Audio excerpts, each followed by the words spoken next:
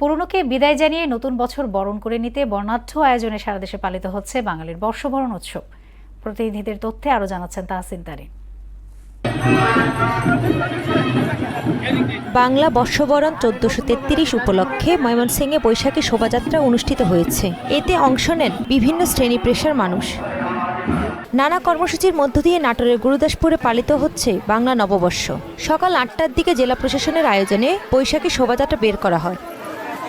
বর্ণিল আয়োজনে উৎসবমুখর পরিবেশের মধ্য দিয়ে রাজশাহীতে উদযাপিত হচ্ছে বাংলা নববর্ষ ১৪৩৩। রাঙামাটিতে জেলা প্রশাসনের আয়োজনে বাংলা নববর্ষ বরণে বৈশাখী শোভাযাত্রা অনুষ্ঠিত হয়েছে।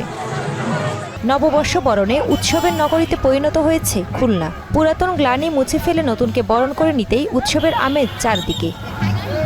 বগুড়াতেও আয়োজিত হয়েছে বর্ষবরণ আনন্দ শোভাযাত্রা। মাদারীপুরের শিবচরে বাংলা নববর্ষকে বরণ করে নিতে অপরূপ সাজে বর্ণাঢ্য শোভাযাত্রা, গ্রামীণ মেলার উদ্বোধন ও সাংস্কৃতিক অনুষ্ঠান সহ দিনব্যাপী বিভিন্ন কর্মসূচি গ্রহণ করেছে প্রশাসন। বৈশাখী শোভাযাত্রা ও নানা কর্মসূচির মধ্য দিয়ে ফেনীতে পালিত হচ্ছে পহেলা বৈশাখ। ফেনী সরকারি পাইলট হাইস্কুল মাঠ থেকে বের করা হয় বর্ণাঢ্য বৈশাখী শোভাযাত্রা। সাতক্ষীরায় পহেলা বৈশাখ উপলক্ষে বৈশাখী বর্ণাঢ্য শোভাযাত্রা অনুষ্ঠিত হয়েছে। ঢাকার কেরানীগঞ্জে পহেলা বৈশাখ উপলক্ষে উপজেলা প্রশাসনের উদ্যোগে উপজেলা প্রশাসনিক ভবন থেকে বর্ণাঢ্য র্যালি বের করা হয়। সারা দেশের মতো চাঁপাইনবাবগঞ্জেও বর্ণাঢ্য আয়োজনে আনন্দ শোভাযাত্রা হয়েছে। বৈশাখী মেলা সহ নানা আয়োজনে উদযাপিত হচ্ছে বর্ষবরণ উৎসব।